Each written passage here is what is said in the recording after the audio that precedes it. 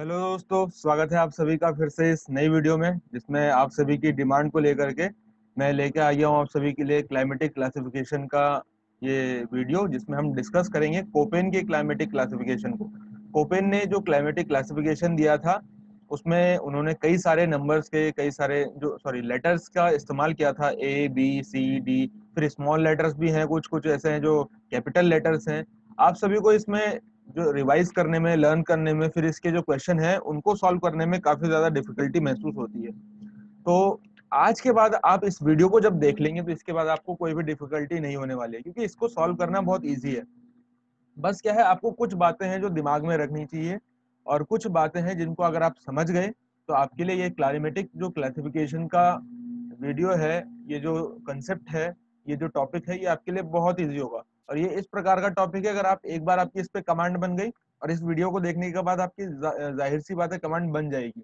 ठीक है, तो अगर आपकी एक बार कमांड बन गई तो आपके इसके सारे क्वेश्चन है उनको इजीली सॉल्व कर लेंगे। अगर आपको याद नहीं है फिर भी ये नंबर, बस उनका मीनिंग क्लियर है, जो पीछे का कंसेप्ट है मैं वो बताऊंगा, अगर आपको वो याद है तो आप इसके सारे क्वेश्चन को सॉल्व कर लेंगे। तो जैसा कि मैंने 7 जुलाई को एक पोल क्रिएट किया था अपने चैनल पे, उसमें मैंने बताया था आपको कि 4 ऑप्शन दिए थे कि आपको इनमें से कौन सा जो है नेक्स्ट टॉपिक पे वीडियो चाहिए। कोपेन के क्लाइमेटिक क्लासिफिकेशन से पूछा था, और किस तरीके से आप एनवायरनमेंट के नोट्स बना सकते हैं सविंद्र सिंह सर के बुक से, ये मैंने आपको क्रिएट किया था। और कैसे फैक्ट्स को, हाउ टू लर्न फैक्ट्स याद किया जाए उनको, तो ये किया था मैंने। एक ऑप्शन ये दिया था, और साथ ही साथ चौथा ऑप्शन दिया था कि 6 से लेकर 12 तक की एनसीईआरटी का जो सोल्यूशन है वो आपके लिए मैं लेकर के आऊँ। तो जो सबसे ज्यादा जो परसेंटेज आया वो आया है कोपेन के क्लाइमेटिक क्लासिफिकेशन से। लेकिन अगर आप देखेंगे इनका बाइफर्केशन की किस तरीके से लोगों ने किया है, तो आप देखेंगे यहाँ पर 39% लोगों ने बोला है कि आप जो है कोपेन के क्लाइमेटिक क्लासिफिकेशन पे बनाइए वीडियो। लेकिन बहुत कम नहीं है, बिल्कुल 1% का डिफरेंस है। 38% जो हमारे मेंबर्स हैं उन्होंने कहा है कि 6 to 12 के एनसीईआरटी का सॉल्यूशन लेके आइए। तो बिल्कुल हम आज आपके लिए कोपेन की क्लाइमेटिक क्लासिफिकेशन का ये वीडियो आ गया है।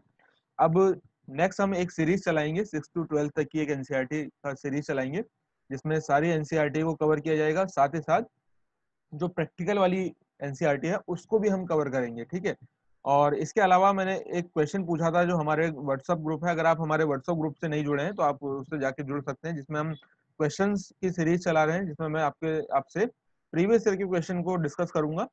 और उसमें मैंने क्वेश्चन डाला था, आप सभी को उसमें आंसर करना है, और जब आप आंसर करेंगे तो उन सभी का यहाँ पे मैं आपको नाम अनाउंस किया जाएगा। तो मैंने क्वेश्चन पूछा था, जो जून 2019 में क्वेश्चन पूछा गया है कि लानिना फिनोमिना कब होता है इनमें से, इन फॉलोइंग कंडीशंस में से, तो उसका सही ऑप्शन था सी।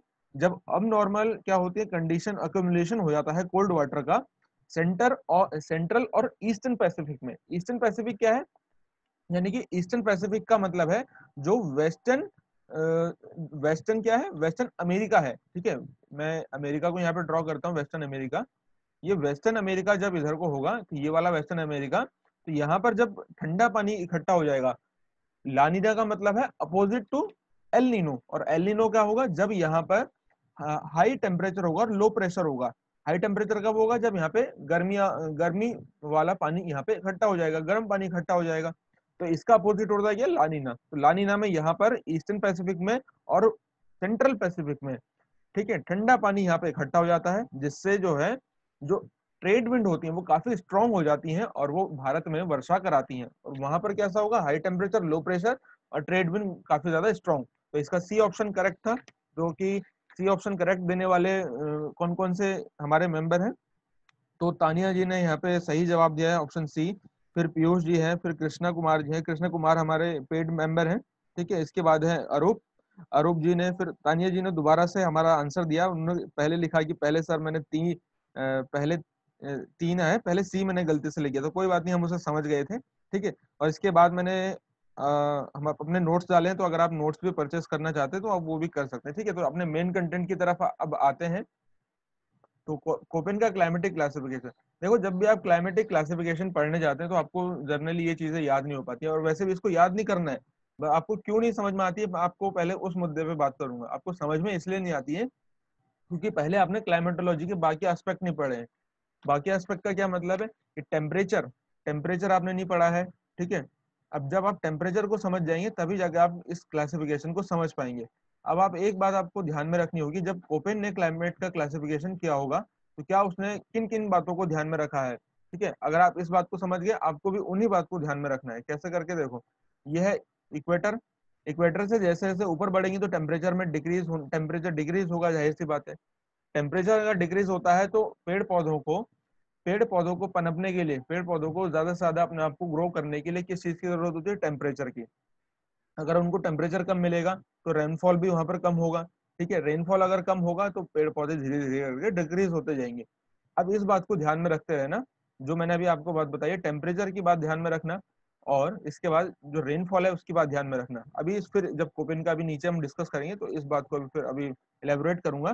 तो सबसे पहले बेसिक से स्टार्ट करते हैं। क्लाइमेट का क्लासिफिकेशन का क्या मतलब है? तो किसी भी प्रदेश की वनस्पति वहां की तापमान और आर्द्रता की, यानी टेम्परेचर की और ह्यूमिडिटी की क्या होता है? परिणाम होता है, रिजल्ट होता है। ठीक है, जहां पर जितना ज्यादा टेम्परेचर मिलेगा तो वहां की जो वेजिटेशन है वो भी उतनी ज्यादा ग्रो करेगी। तो आपने इस बात को, आपने अगर इंडियन ज्योग्राफी पढ़ी है उसमें अप्लाई किया होगा, या फिर अगर आपने वर्ल्ड ज्योग्राफी पढ़ी है तो आपने देखा होगा कि जो सदाबहार वन है, यानी कि जो सदाबहार वन है, जो एवरग्रीन फॉरेस्ट है, वो कहाँ पर मिलते हैं? वो इक्वेटर के पास वाले क्षेत्र में मिलते हैं। ऐसा क्यों होता है? क्योंकि यहाँ पर टेम्परेचर बहुत ज्यादा होता है, यहाँ पे सर्दियों के मौसम नहीं होते। सबसे जो ठंडी महीने का मौसम होता है वो भी 18 डिग्री सेल्सियस तक होता है। ठीक है, तो यहाँ पर इतना ज्यादा टेम्परेचर होता है, इसी के कारण यहाँ पे क्या होंगे? हवाएं गर्म होंगी अगर हवाएं तो ऊपर उठेंगी तो हवा क्लाउड्स बनेंगे, क्यूमुलोनिम्बस क्लाउड बनेंगे, और बहुत यहाँ पे बारिश होगी। और जब बारिश होती है, टेम्परेचर भी ज्यादा मिल रहा है, बारिश भी ज्यादा मिल रही है, तो यहाँ पर सदाबहार टाइप की वनस्पति मिलेगी। पेड़ पौधे काफी ऊंचे होंगे, 100 फीट तक उनकी ऊंचाई जाएगी। तो यही इसी फिनोमिना को अप्लाई करेंगे जब आप इंडियन ज्योग्राफी में, तो इंडियन ज्योग्राफी में जब आप अप्लाई करेंगे तो आपको ये अब याद करने की जरूरत नहीं पड़ेगी कि इंडियन ज्योग्राफी में कहाँ कहाँ पर सदाबहार टाइप की वनस्पति मिलेगी। क्योंकि आपने अगर क्लाइमेट में, मैंने पहले ही बता चुका कि एक सीक्वेंस है, आपको सीक्वेंस में पढ़नी है चीजें। तो आप पहले ही क्या है, भारत का मानसून पढ़ चुके होंगे, और आपको अगर भारत का मानसून अगर आप पढ़ चुके हैं तो आपको पता लग गया है कि कहाँ पर भारत में बारिश नहीं होती है, कहाँ पर भारत में बारिश ज्यादा होती है, बहुत ज्यादा होती है, टेम्परेचर भी ज्यादा मिलता है। तो आपको पता होगा कि जो नॉर्थ ईस्ट वाला रीजन है, तो नॉर्थ ईस्ट वाले रीजन में, मेघालय वाले क्षेत्र में बारिश ज्यादा होती है, टेम्परेचर भी ज्यादा मिलता है। तो इसका मतलब है कि वहां पर रेनफॉल कैसी होगी? ज्यादा होती है। इसका मतलब है कि वेजिटेशन कैसी होगी? सदाबहार टाइप की, यानी कि एवरग्रीन फॉरेस्ट वहां पे मिलेंगे।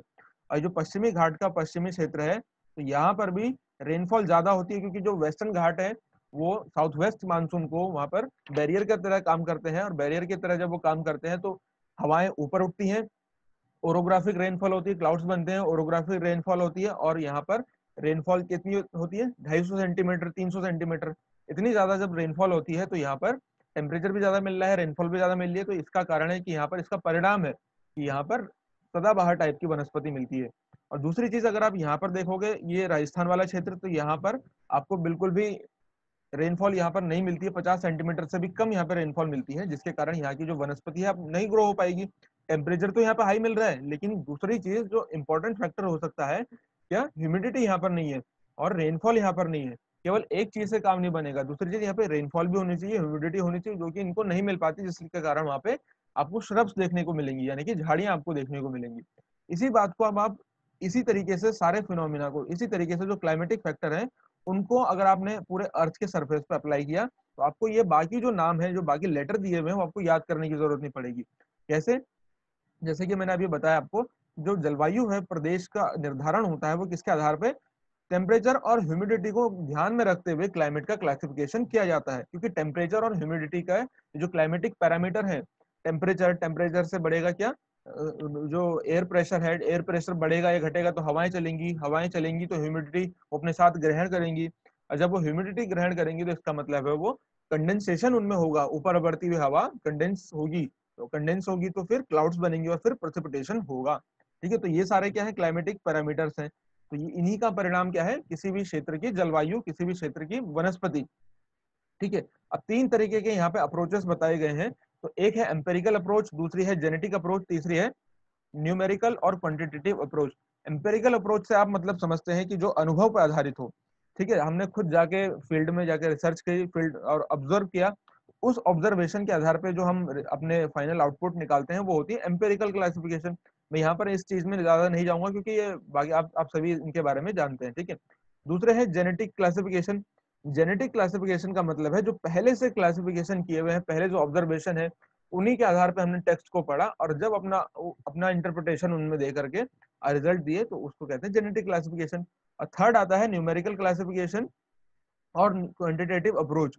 ठीक है, न्यूमेरिकल में क्या है, जो आजकल आप देखेंगे अभी कंटेम्प्रेरी टाइम में हम रडार का और सैटेलाइट्स का इस्तेमाल करते हैं, ठीक है। तो इनके माध्यम से जो आउटपुट हमें मिलते हैं, जो सैटेलाइट्स है, उपग्रह है, इनका इस्तेमाल करके हमें जो डाटा मिलता है उसके आधार पे हम जो मैप बनाते हैं, आपने आईएमडी के बारे में सुना होगा, आईएमडी की वेबसाइट पे जाते हैं तो हमें वहां पर जो डाटा दिखाई देता है वो सैटेलाइट के माध्यम से क्या है, इकट्ठा किया हुआ डाटा होता है। तो उस तरीके का जो क्लासिफिकेशन होता है वो न्यूमेरिकल कहलाता है। अब यहाँ पे हम बात करेंगे अगर कोपेन के जलवायु वर्गीकरण की, तो कोपेन ने पहले इसके बारे में कुछ बेसिक जानकारी देते हैं और जहां जहां पर से क्वेश्चन पूछे गए हैं वो मैं आपको इंडिकेट करता चलूंगा कि यहाँ पर ध्यान दो, यहाँ पे क्वेश्चन पूछा गया है, इससे पूछा जा सकता है। तो आपको क्या है, आसानी हो जाएगी। आपको बस यही चीज एग्जाम में चाहिए कि कहाँ पे क्वेश्चन पूछा गया है उसको ध्यान में रखना है, उसको इंडिकेट करते रहना है। तो सबसे पहले जलवायु को क्लासिफिकेशन जो दिया था कोपेन ने वो 1918 में दिया था, इस बात को ध्यान में रखना। और रिवाइज कब किया था, तो 18×36 1936 में किया था। ये पूछा गया क्वेश्चन है कि कोपेन ने अपना जो जलवायु वर्गीकरण है उसको कब रिवाइज किया था, 1936 में किया था, 18×36 होता है। और इन्होंने किन चीजों को अपने क्लासिफिकेशन में आधार बनाया था, तो टेम्परेचर को और रेनफॉल को। तो आप मुझे एक बात बताओ कि अगर आपने टेम्परेचर और रेनफॉल वाला चैप्टर अगर पढ़ा है तो आपको ये चीज समझ में आ जाएगी, क्योंकि जो क्लाइमेटिक क्लासिफिकेशन वाला चैप्टर है वो लास्ट में पढ़ा जाता है। आप अगर शुरू में इसको पढ़ोगे क्लाइमेटोलॉजी में, जलवायु विज्ञान में, तो आपको समझ में नहीं आएगा, क्योंकि टेम्परेचर के बारे में आपको पता नहीं होगा किस तरीके से डिक्रीज होता है, ठीक है। और जो जो मरुस्थल है वो पश्चिमी भागों में क्यों है, कहाँ पर वर्षा होती है, कहाँ पर सर्दियों में बारिश होती है, कहाँ पर गर्मियों में बारिश होती है, कहाँ पर पूरे समय बारिश होती है पूरे वर्ष भर, तो ये आपको पहले से ही पता चल चुका होगा, ठीक है। तो तब जाके आपको ये अच्छे से समझ में आएगा, तब आप आइडिया लगा पाओगे। तो ये इन्होंने दो चीजों को इसमें आधार बनाया, यहाँ से भी क्वेश्चन पूछा गया है। और इनकी जो अप्रोच है वो कैसी है, क्वांटिटेटिव है, यानी कि इन्होंने खुद अनुभव किया, कुछ डाटा निकाला, कुछ डाटा निकाल करके उस डाटा के आधार पर अपना ये क्लासिफिकेशन दिया। तो ये क्वांटिटेटिव अप्रोच है इनकी। और इन्होंने ये जो अप्रोच को अपनाया है वो किससे अपनाया है, जो एक जल वनस्पति विज्ञानी थे, वनस्पति विज्ञानी व्लादिमीर, ये वनस्पति विज्ञान थे, ठीक है, व्लादिमीर कोपेन। और इन्होंने जो अपना ये अपनाया है, तो ये फ्रांसीसी वैज्ञानिक थे, फ्रांसीसी विद्वान थे, कैंडोल।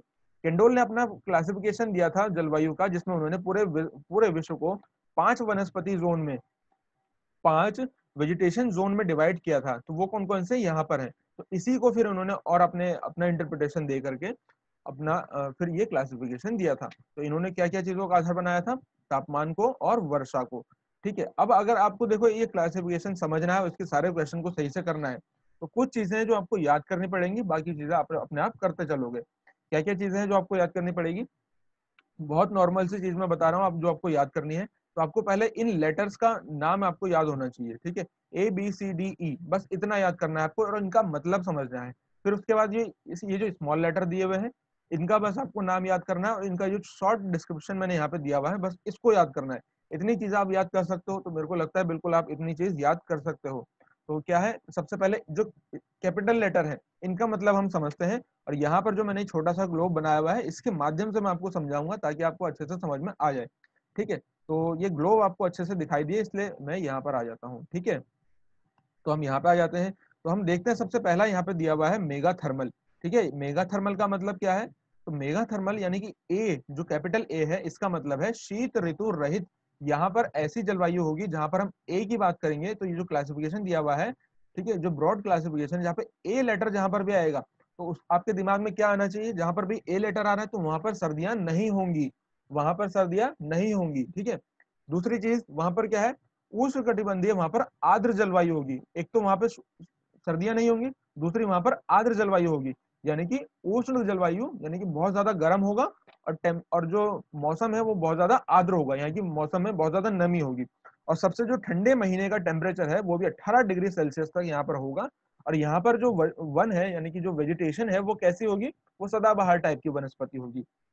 तो अब आप मुझे एक बात बताओ कि जहां पर सबसे बिल्कुल ठंडी का मौसम रहता ही नहीं है, जहां पर टेम्परेचर हमेशा 18 डिग्री सेल्सियस से ज्यादा रहता है, तो क्या ऐसी जलवायु आपको ये जो सब ये जो आपको यहाँ पर 66.5 डिग्री के आसपास वाला क्षेत्र है टेम्परेट रीजन, तो यहाँ पर आपको ऐसी जलवायु देखने को मिलेगी? तो जवाब आएगा नहीं। तो जाहिर सी बात है इस तरीके की जलवायु कहाँ पर मिलेगी? तो इक्वेटर के आसपास वाले रीजन में मिलेगी। क्यों? क्योंकि यहीं पर सबसे ज्यादा रेनफॉल होता है, यहीं पर सबसे ज्यादा टेम्परेचर होता है। कारण इसी का यही है क्योंकि वहां पर टेम्परेचर ज्यादा है इसलिए रेनफॉल ज्यादा है, और वहां पर ह्यूमिडिटी भी ज्यादा रहती है, क्लाउड्स हमेशा बने रहते हैं।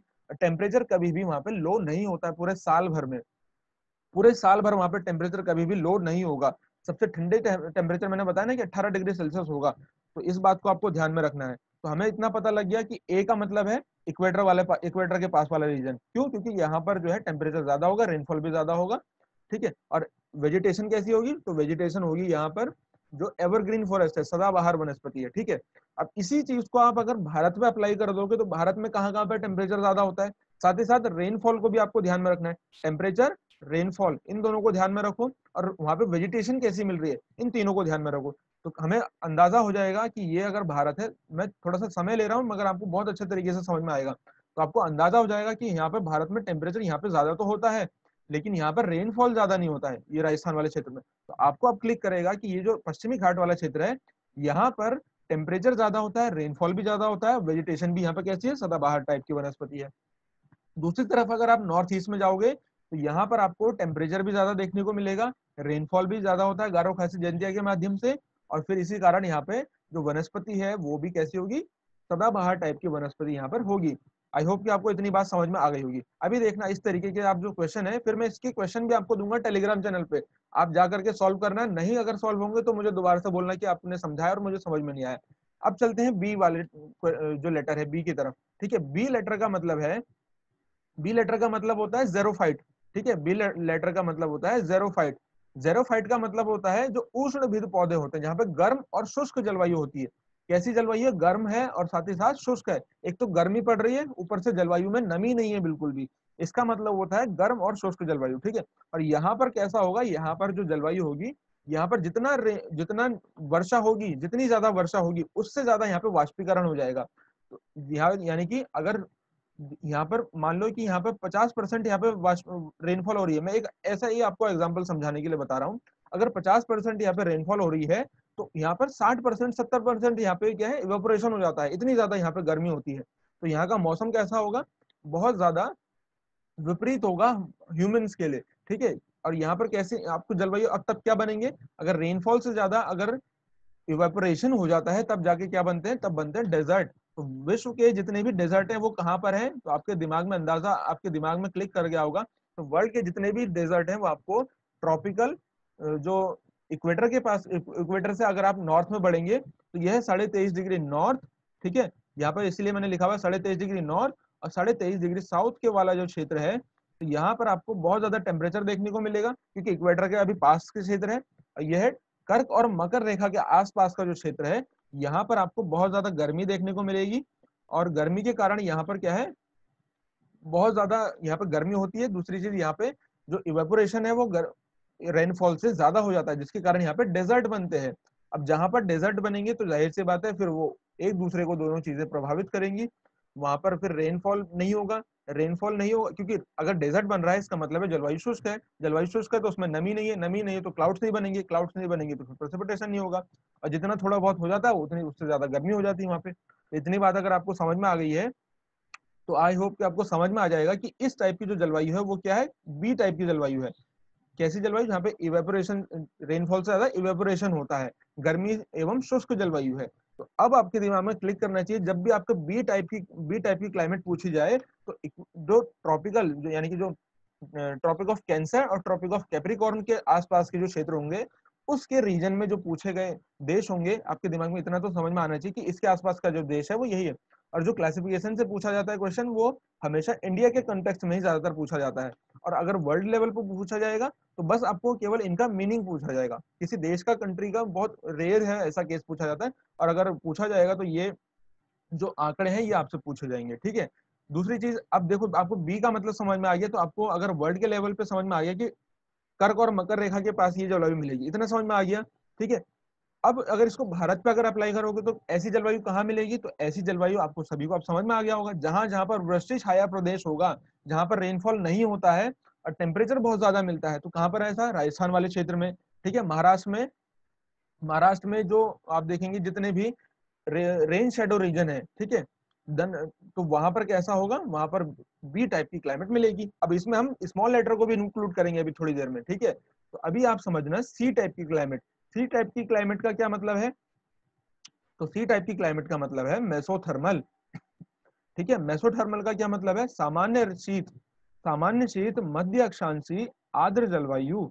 मध्य अक्षांशी का क्या मतलब है, मेसोथर्मल का मतलब है कि यहाँ पर जो तापमान है वो कैसा रहता है, सामान्य रहता है, और सामान्य तापमान रहेगा और वर्षा के साथ यहाँ पे अनुकूल रहता है पूरे। सबसे ठंडे महीने का जो टेम्परेचर है वो 18 डिग्री सेल्सियस से कम रहता है, लेकिन -3 डिग्री से सेल्सियस से ज्यादा रहता है। और सबसे जो गर्म महीने का तापमान है वो 22 डिग्री सेल्सियस से लगभग इतना रहता है। ठीक है, तो इस टाइप की क्लाइमेट आपको कहां पर देखने को मिलेगी, तो इनने पहले ही यहाँ पर इंडिकेट कर दिया है कि मध्य अक्षांशी, ठीक है, यानी कि जो 60-65 डिग्री है, 60 डिग्री के आसपास के क्षेत्र वाला जो क्षेत्र है, यहाँ पर आपको ये क्लाइमेट देखने को मिलेगी। ठीक है, अब अगर इतना आपको समझ में आ गया है, मेसोथर्मल जो क्लाइमेट है वो 60-65 के आसपास वाले क्षेत्र में मिलेगी। तो इस रीजन में जितने भी क्लाइमेट होंगे, जो कंट्रीज होंगी, और इनका जो करेक्टरिस्टिक है, यानी कि सामान्य तापमान होगा यहाँ पे, ठीक है, मेसोथर्मल में। ठीक है, सॉरी, ये वाला जो मैंने पहले ऊपर वाला बताया था, कि सामान्य शीत होगी यहाँ पे, सामान्य यहाँ पे तापमान होगा, मध्य अक्षांशों में ये जलवायु मिलेगी। इसी चीज को आप अप्लाई कर दो कहाँ पर, इंडिया के कंटेक्स्ट में। डी टाइप की क्लाइमेट आती है, तो डी टाइप की क्लाइमेट कैसी होगी, ये मध्य अक्षांशीय होगी। 60-65 से थोड़ा सा और ऊपर बढ़ जाओ, ठीक है, और यहाँ की जलवायु कैसी होगी, जलवायु यहाँ की होगी आर्द्र, यानी कि वेट यहाँ पे की क्लाइमेट होगी। सबसे जो ठंडे महीने का टेम्परेचर है वो 10 डिग्री सेल्सियस तक अधिक से अधिक हो सकता है। ठीक है, यानी कि सॉरी, जो सबसे ठंडे महीने का तापमान है वो 10 डिग्री सेल्सियस तक यहाँ पे होता है, और यहाँ पे स्टेपी टाइप की क्लाइमेट मिलेगी, इतना बात को ध्यान में रखना। ठीक है, स्टेपी टाइप की क्लाइमेट यहाँ पे मिलेगी। और जब हम और ऊपर की तरफ बढ़ जाते हैं, ठीक है, हम और इक्वेटर से दूर जाते हैं, तो हमें मिलेगी हेकिस्टोथर्मल टाइप की क्लाइमेट। हेकिस्टोथर्मल टाइप की क्लाइमेट हमें मिलेगी, यानी कि ध्रुवीय टाइप की जो क्लाइमेट है, यहाँ पर टेम्परेचर बहुत ज्यादा डिक्रीज होता है, टेम्परेचर बहुत ज्यादा कम होगा, तो इसका मतलब है जो पेड़ पौधे हैं उनको अपने आप को ग्रो करने के लिए, फोटोसिंथेसिस करने के लिए इंसोलेशन नहीं मिलेगा। जब इंसोलेशन नहीं के माध्यम से वो अपना फूड नहीं बना पाएंगे, तो वो अपने आप को ग्रो भी नहीं कर पाएंगे। तो यहाँ पे मास और लाइकेन टाइप की जो वेजिटेशन है वो आपको देखने को मिलेगी। ठीक है, अब आपको इतनी बात अगर समझ में आ गई है, तो हेकिस्टोथर्मल को आप भारत में भी अप्लाई कर सकते हो, कि भारत में सबसे ज्यादा ठंडा टेम्परेचर कहाँ पर होगा, कहाँ पर बर्फ जमी रहेगी हमेशा, तो जाहिर सी बात है जो हिमाचल प्रदेश के जो उच्च उच्च जो पर्वत हैं, उच्च पर्वत हैं, साथ ही साथ जो जम्मू कश्मीर के पर्वत हैं, तो वहां पर हमेशा बर्फ जमी रहती है, मास लाइकेन ही जम जम हो पाती है वहां पर, तो वहां पर हेकिस्टोथर्मल टाइप की क्लाइमेट मिलेगी। इस बात को, इतना कंसेप्ट आप अपने दिमाग में बिठा लो। अब इसके बाद जो छोटे लेटर हैं, स्मॉल लेटर हैं, इनको भी अब हम समझते हैं। ठीक है, अगर आपको इतनी बात समझ में आ गई है, तो आपको आगे की बात भी समझ में आ जाएगी। और एक बार में अगर समझ में ना आए, तो 2 बार देखो वीडियो को, 2 बार देखो, 3 बार देखो, आराम से समझ में आ जाएगा। ठीक है, अब इसके बाद जो नेक्स्ट है स्मॉल लेटर। स्मॉल लेटर्स को अब हम जब समझते हैं, तो स्मॉल लेटर में यहाँ पे दिए हुए एफ, एस, डब्ल्यू, एस और डब्ल्यू। ठीक है, ये स्मॉल एस है और ये कैपिटल एस है। ठीक है, तो इसमें अब आप समझना, जो एफ का मतलब है, एफ का मतलब होगा फुल ईयर रेन। ठीक है, वर्ष भर वर्षा। तो वर्ष भर वर्षा कहाँ पर होती है, ठीक है, वर्ष भर वर्षा कहाँ पर होती है। अगर मैं अब मैं आपसे यहीं पर क्वेश्चन बना के पूछता हूँ, तो देखो, अगर मैं बोलूँ आपसे ए कैपिटल होगा, ठीक है, ए कैपिटल होगा और एफ स्मॉल होगा, तो मैं अगर आपसे बोलूँ अब कि ए और एफ, ठीक है, एफ कैसा है, 1 सेकेंड, ठीक है, तो एफ कैसा है, तो एफ है यहाँ पर, एफ है स्मॉल और ए है कैपिटल। तो अब आप मुझे बताओ कि किस तरीके से आप अंदाजा लगाओगे, मैं आपको सिखा रहा हूँ कि अभी कैसे करके आप इसका आंसर दोगे। तो ए का मतलब है, आपको ध्यान में आना चाहिए कि इक्वेटर के आसपास वाला क्षेत्र। अगर मैं आपको ऑप्शन में दे रहा हूँ कि 60-65 डिग्री के आसपास वाला क्षेत्र, ठीक है, ध्रुवीय क्लाइमेट में आपको दे रहा हूँ, ठीक है, मध्य अक्षांश मैंने ऑप्शन में अगर आपको दिया, मध्य अक्षांश से आर्द्र जलवायु, ध्रुवीय जलवायु, ठीक है, और सवाना टाइप की जलवायु, क्योंकि सवाना यहाँ पे जंगल मिलते हैं, सदाबहार टाइप की जलवायु यहाँ पे मिलती है। तो आपके दिमाग में पहले अंदाजा होना चाहिए, क्योंकि देखो, ए का मतलब है इक्वेटर के आसपास वाला क्षेत्र, तो हाँ, दिमाग में क्लिक कर गया। दूसरा फुल ईयर रेन, तो सदाबहार जो वनस्पति है वो फुल ईयर रेन में होती है, तो इसका मतलब है कि ए एफ का मतलब होगा सदाबहार टाइप की जलवायु। तो जाहिर सी बात है, इसको अब सॉल्व करना आसान हो गया। ठीक है, इस तरीके से आप इसको सॉल्व कर सकते हो, है ना। अभी मैंने शॉर्ट में भी आपको सब चीजें बना करके दी है, बस आपको अभी देखना है, अभी मैं समझा रहा हूँ। इसके बाद आपको देखना है एस, स्मॉल एस का मतलब होता है ग्रीष्मकाल शुष्क, जहां पर गर्मियां शुष्क होती हैं और सर्दियों में बारिश होती है। ठीक है, जहां पर गर्मियां क्या होंगी, शुष्क होंगी, और सर्दियों में जहाँ पे बारिश होती है। ठीक है, तो इस टाइप की जलवायु कहाँ पे मिलेगी आपको, इस टाइप की जलवायु आपको रोम सागरीय जलवायु मिलेगी, जहां पर जो टेम्परेट साइक्लोन होते हैं। अब देखो साइक्लोन का यहाँ पे नाम आ गया, तो आपको साइक्लोन के बारे में पता होना चाहिए था, है ना। जब आप साइक्लोन का नहीं पता करोगे तो आपको ये भी फिर समझ में नहीं आएगा। जो टेम्परेट साइक्लोन होते हैं उसकी जो दिशा होती है वो वेस्ट से ईस्ट की तरफ होती है, यानी कि ये वेस्ट है, वेस्ट से ईस्ट की तरफ जब होती है तो मेडिटेरियन के रीजन में जो रोम सागरीय जलवायु है उसके आसपास वाले क्षेत्र में ये वर्षा करा देते हैं, क्योंकि आर्द्रता लेकर के आते हैं, हिट करते हैं, वर्षा कराते हैं। तो आपको समझ में आ जाएगा ग्रीष्मकाल यहाँ पे शुष्क होते हैं। और दूसरा फैक्टर भी इनका होता है बारिश कराने का। ठीक है, क्योंकि जब नीचे की तरफ जाती है ट्रेड विंड तो और इनके रीजन में ये आ जाते हैं, फिर वो बारिश करा देते हैं। ठीक है, तो वो एक अलग मैटर है। तो ग्रीष्मकाल यहाँ पे शुष्क होते हैं, सर्दियों में यहाँ पे बारिश होती है। और डब्लू, डब्लू का मतलब है शीत ऋतु शुष्क, जहाँ पर शीत ऋतु क्या होती है, जो सर्दियां हैं वो शुष्क होती है, गर्मियों में बारिश होती है। तो गर्मियों में बारिश कहाँ पर होती है, तो भारत में गर्मियों में बारिश होती है। लेकिन भारत में गर्मियों में भी बारिश होती है और सर्दियों में भी बारिश होती है। तो गर्मियों में बारिश कहाँ पर होती है, जो पूरा जो एरिया है नॉर्थ वाला, वो मैंने बता चुका हूँ आपको जब मैंने मानसून का वीडियो बनाया था। तो अगर आपने वो नहीं देखा तो पहले प्लीज आप उसको देख लें। ठीक है, तो गर्मियों में बारिश कहाँ पर होती है, तो आपको पता होगा कि जो कर्नाटक वाला क्षेत्र है उसका पश्चिमी क्षेत्र, वहां पर बारिश होगी। केरल के पश्चिमी क्षेत्र में बारिश होगी। सर्दियों में बारिश कहाँ पर होगी, तो तमिलनाडु वाले क्षेत्र में बारिश होगी। इतनी बात आपको समझ में आनी चाहिए। एस का मतलब है स्टेपी टाइप की क्लाइमेट। अब स्टेपी टाइप की क्लाइमेट क्या होती है, स्टेपी टाइप का क्लाइमेट का मतलब है जहां पर थोड़ी बहुत रेनफॉल हो जाती है गर्मियों में। थोड़ी बहुत का मतलब है 50 सेंटीमीटर तक का लगभग। तो जहां पर छोटी छोटी झाड़ियां आपको देखने को मिल जाएंगी, श्रब्स देखने को मिल जाएंगी। तो ऐसी ऐसी क्लाइमेट कहाँ पर मिलेगी, तो अगर आप राजस्थान को देखोगे तो राजस्थान में अगर यहाँ से साउथ वेस्ट मानसून आ रहा है इधर से। ठीक है, अब इसको थोड़ा सा ब्रॉड लेवल पे आपको समझाते हैं, क्योंकि आपको अगर समझ में नहीं आया तो फिर कोई फायदा नहीं है ना। तो अगर आप यहाँ पे मैं बनाऊं अगर राजस्थान को, ठीक है, इस तरीके से, तो ये अगर साउथ वेस्ट मानसून यहाँ से आ रहा है और ये पूरा अगर इधर का रीजन है राजस्थान, और ये गई अरब सागर की शाखा, इधर से आई बंगाल की खाड़ी की शाखा, और ये इधर से गारो खासी जयंतिया को पार करते हुए अपने ईस्ट से वेस्ट की तरफ चली। तो आर्द्रता क्योंकि इधर की तरफ से चलेगी तो आर्द्रता होगी, तो इसके पहले जो क्षेत्र पड़ेंगे, ईस्टर्न साइड में जो क्षेत्र पड़ेंगे, इनमें 50 सेंटीमीटर लगभग थोड़ी बहुत बारिश हो जाएगी। ठीक है, तो यहाँ पर छोटी छोटी झाड़ियां हो जाएंगी, थोड़ी बहुत वेजिटेशन यहाँ पे हो जाएगी, कांटेदार झाड़ी यहाँ पे हो जाएंगी। लेकिन अगर ये थोड़ी और आगे बढ़ेगी तो फिर तो नमी बिल्कुल भी नहीं बचेगी, तो वहां पर बिल्कुल भी बारिश नहीं होगी। तो वहां पर बिल्कुल भी बारिश अगर नहीं होगी तो वहां पर बिल्कुल शुष्क जलवायु होगी। ठीक है, बिल्कुल डेजर्ट टाइप की क्लाइमेट होगी। तो इसलिए तो स्टेपी टाइप की क्लाइमेट का मतलब है जहां पर छोटी मोटी झाड़ियां हो जाती हैं थोड़ी बहुत बारिश हो जाने से। ठीक है, यह है स्टेपी टाइप की क्लाइमेट। अब यहाँ पर डब्लू का मतलब है शुष्क मरुस्थल जलवायु। जो शुष्क मरुस्थल यानी कि जो पश्चिमी राजस्थान वाली जलवायु, जो अभी मैंने बताया यहाँ पे बिल्कुल भी बारिश नहीं होगी, वो शुष्क मरुस्थल जलवायु होगी, डब्लू। ठीक है, डब्लू टाइप की क्लाइमेट। अब अगर आप इतना समझ गए हो तो आपको समझ में आ जाएगा कि 5 जो प्रमुख, जो अभी मैंने ऊपर बताया, 11 गुण अभी नीचे बताने वाला हूँ। ठीक है, इनको आप ध्यान में रख लो। और ये जो एस डब्ल्यू ये जो दिया हुआ है, इसको अगर आपने ध्यान में रख लिया तो अब आपको ये समझ में आ जाएगा। ए एफ जलवायु जो है इसका मतलब क्या है, अब आपको याद नहीं करना पड़ेगा। ए का मतलब है ट्रॉपिकल, सॉरी इक्वेटर। ठीक है, एफ का मतलब है कि फुल ईयर रेन। तो इसका मतलब है कि यार एफ का मतलब अगर फुल ईयर रेन है तो ये जाहिर सी बात है भारत में अगर मैं देखूं तो ये उत्तर प्रदेश में नहीं होगी। इतना ही तो है, इतना ही तो हमें देखना है। तो अब मैं अगर आपको भारत के कंटेक्स्ट में इसे बताऊं तो इसका मतलब है कि एफ का मतलब है कि ये फुल ईयर रेन है। तो फुल ईयर रेन भारत में होगी नहीं, क्योंकि भारत में फुल ईयर रेन होती नहीं है, तो भारत में तो कहीं भी नहीं मिलेगी। कहाँ मिलेगी, अगर विश्व में मिलेगी तो विषुवत रेखा में मिलेगी। इतना तो मुझे समझ में आ गया है, बिल्कुल अच्छे से समझ में आ गया है। ठीक है, अब मैं ए डब्ल्यू की अगर बात करूं तो ए का मतलब है इक्वेटर के आसपास का क्षेत्र। हाँ, तो इक्वेटर के आसपास का क्षेत्र है। लेकिन विंटर का मतलब क्या है, डब्ल्यू का मतलब क्या है, जहां पर विंटर क्या होते हैं, विंटर जहां पर, डब्ल्यू का मतलब क्या है, विंटर जहां पर ड्राई होते हैं। लेकिन यानी कि यहाँ पर गर्मियों में बारिश होती है। तो गर्मियों में बारिश कहाँ पर होती है, अगर ए लिखा हुआ है तो ए का मतलब है इक्वेटर के आसपास का क्षेत्र है, इसके ऊपर मत चले जाना, इक्वेटर के आसपास का क्षेत्र है। और गर्मियों में अगर बारिश हो रही है, सर्दियां शुष्क है, तो इसका मतलब है सवाना टाइप की जलवायु होगी। सवाना के जो जंगल है वहां पर इसी टाइप की जलवायु मिलती है। अगर आपने टेम्परेचर पढ़ा होगा, अपने रेनफॉल पढ़ा होगा, तो आपको ये सारी चीजें पता होंगी। उष्ण कटिबंधीय है। ठीक है, ए का मतलब है उष्ण कटिबंधीय आर्द्र, आर्द्र और शुष्क जलवायु होगी, क्योंकि डब्ल्यू है ना। तो यहाँ पर सवाना टाइप की जलवायु हो जाएगी। अब सवाना टाइप की जलवायु कहाँ कहाँ पर मिलेगी, तो सवाना के जंगलों में मिलेगी, इक्वेटर के आसपास वाले क्षेत्र में। दूसरी चीज भारत में कहाँ मिलेगी, तो भारत में जहाँ पर विंटर ड्राई होते हैं, ठीक है, तो विंटर ड्राई कहाँ पर होते हैं, तो यहाँ पर आप देखोगे तो ये सारे जो मोस्ट ऑफ द रीजन है, तो यहाँ पर कैसी जलवायु आपको देखो, ए डब्ल्यू, क्योंकि यहाँ पर विंटर ड्राई होते हैं, यहाँ पर गर्मियों में बारिश होती है, जहां जहां पे भारत में गर्मियों में बारिश होती है। और वो आप अगर मानसून पढ़ेंगे, आपने मानसून वाला वीडियो देखा तो आपको पता लग जाएगा कहाँ कहाँ पर गर्मियों में बारिश होती है।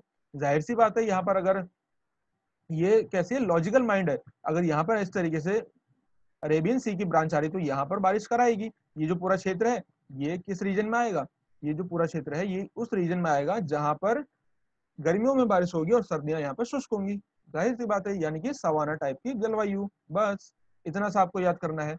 अब इसके बाद नेक्स्ट अगर आप जाओगे तो ए एम टाइप की आपको जलवायु देखने को मिलेगी। इसका भी ए का भी तीन में फिर डिवाइड किया गया, A F, A W, A M. A M का मतलब है मॉनसून टाइप की जलवायु, ए का मतलब हो गया इक्वेटर के आसपास, एम का मतलब हो गया मानसून टाइप की जलवायु। तो इसका मतलब है भारत कौन सी जलवायु में आएगा, मानसून टाइप की जलवायु में आएगा।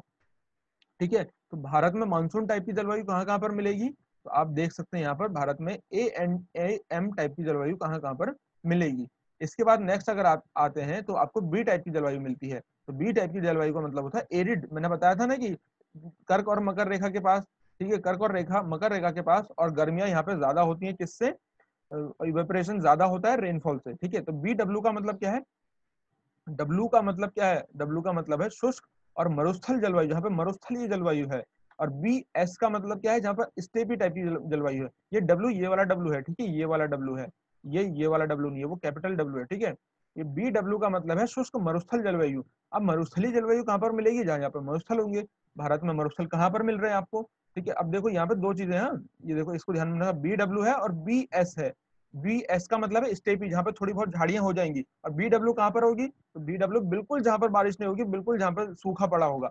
तो भारत में ऐसा कहां पर मिलेगा, तो भारत में ऐसा मिलेगा, तो बी एस की अगर मैं बात करूं, स्टेपी टाइप की क्लाइमेट की बात करूं, तो ऐसा मिलेगा पूर्वी राजस्थान में। ठीक है, पूर्वी जो राजस्थान का क्षेत्र है, और बी एस जो पश्चिमी राजस्थान है। तो अभी देखते हैं क्या ये अप्लाई होता है, तो हाँ बिल्कुल सही अप्लाई हो गया। तो देखो बी एस एच डब्ल्यू, ठीक है, यानी कि यहाँ पर बिल्कुल भी, यहाँ पर जो यहाँ पर थोड़ी सी बारिश हो जा रही है। ठीक है, स्टेपी, एस से क्या है, स्टेपी टाइप की यहाँ पे जलवायु है, और डब्ल्यू से बिल्कुल यहाँ पर कैसे डेजर्ट टाइप की क्लाइमेट है। तो आपको समझ में आ गई कि किस तरीके से इसे याद करना है। ठीक है, आई होप कि आपको अब समझ में आ गया होगा। ठीक है, इसके बाद अब अगर हम नेक्स्ट चलें तो सी टाइप की जलवायु होगी। तो सी एफ का मतलब है जहाँ पर ये शीतोष्ण, सम शीतोष्ण वाला जलवायु है। ठीक है, टेम्परेट वाला रीजन जो है, टेम्परेट रेनी जो क्लाइमेट होती है वहां पर है। ठीक है, सी का मतलब है हम कर्क रेखा से और मकर रेखा से ऊपर की तरफ बढ़ गए हैं, तो सी टाइप की क्लाइमेट वहां पर होगी। एफ का मतलब है जहाँ पर फुल ईयर रेन होती है, तो ये पश्चिमी टाइप की, पश्चिमी जो यूरोपीय जलवायु है वहां पर इसको आपको याद करना है। सी टाइप की जलवायु जो है, सी और डब्ल्यू का मतलब है जहाँ पर विंटर ड्राई होते हैं। तो सी टाइप की, सी कहाँ पर होगी, तो इसका मतलब है कर्क और मकर रेखा से ऊपर होती है, टेम्परेचर रीजन में होगी। और डब्ल्यू का मतलब है यहाँ पर विंटर ड्राई होंगे, तो ये चीन टाइप की जलवायु होगी। चीन टाइप की जो जलवायु है, जहाँ पर चाइना को अगर आप मैप में घुमा रहे हैं, तो यहाँ पर जो है जब साउथ वेस्ट का मानसून होता है तो उससे ही यहाँ पर बारिश होगी, जब ऊपर की तरफ बढ़ जाएगा। ठीक है, और इसके सॉरी, और इसके अलावा अगर आप देखेंगे तो वहां पर जो आपको बारिश है वो गर्मियों में देखने को मिलेगी। ठीक है, विंटर ड्राई होंगे, तो यहाँ पे सी टाइप की चीन तुल्य आपको जलवायु देखने को मिलेगी। और सी एस का मतलब है टेम्परेट रीजन, और एस का मतलब है जहाँ पर समर ड्राई होते हैं, तो भूमध्य सागरीय जलवायु आपको यहाँ पर देखने को मिलेगी। इसी तरीके से आप डीएफ को समझ, अब डीएफ को समझना बहुत ईजी है। डीएफ का मतलब है क्या, जहाँ पर फुल ईयर, ठीक है, फुल ईयर जो है वहां पर शीत ऋतु रहित होती है, ये शीत ऋतु रहित होती है।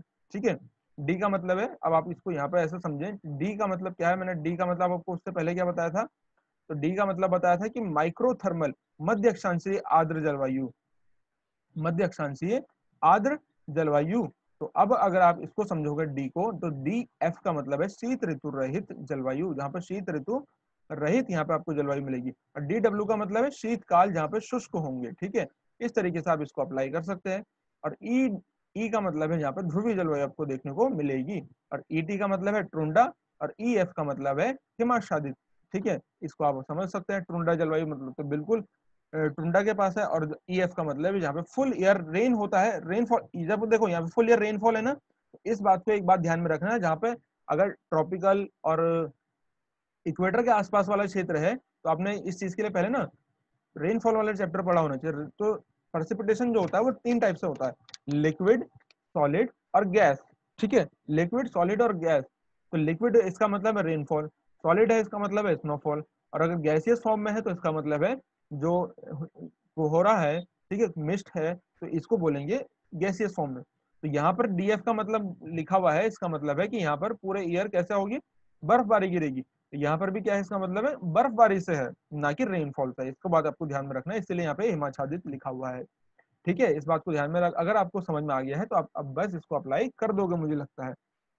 क्योंकि ई टाइप की जलवायु कहाँ मिलेगी, ई टाइप की जलवायु कोई यहाँ पर बीच में मध्य प्रदेश में, ठीक है, मध्य प्रदेश में मिलेगी, नहीं मिलेगी। उड़ीसा में मिलेगी, राजस्थान में मिलेगी, नहीं मिलेगी। तमिलनाडु में मिलेगी, केरल में मिलेगी, नहीं मिलेगी। तो कहाँ मिलेगी, तो हमें मिलेगी ये कहाँ पर, ये जम्मू कश्मीर में देखने को मिलेगी। ठीक है, जम्मू कश्मीर में, हिमाचल प्रदेश में, उत्तराखंड में, इस टाइप की क्लाइमेट देखने को मिलेगी। जाहिर सी सिंपल सी बात है। तो ये है कोपेन का क्लाइमेटिक क्लासिफिकेशन का पूरा ये। ठीक है, अब इसको आप जो है डाउनलोड कर सकते हैं कहाँ से, हमारे टेलीग्राम चैनल से। उससे अगर नहीं जुड़े हो तो अभी के अभी जुड़ जाओ। ठीक है, वीडियो अच्छी लगी तो प्लीज लाइक करो, कमेंट करो, शेयर करो, और चैनल को ज्यादा से ज्यादा सब्सक्राइब करो और शेयर करो ज्यादा से ज्यादा। ठीक है, और इसके अलावा आप हमारा जो टेलीग्राम सॉरी जो व्हाट्सएप का ग्रुप है, उस व्हाट्सएप के ग्रुप को आप जल्दी से जल्दी ज्वाइन कर लें। उस पर मैं आपको ऐसे ही क्वेश्चन पूछते रहूंगा, आपके जो क्वेरीज है उनको लेते रहूंगा, उनसे रिलेटेड आपको क्वेश्चन आंसर देते रहूंगा। ठीक है, तो मिलते हैं इसी तरीके की नेक्स्ट वीडियो में। Thank you.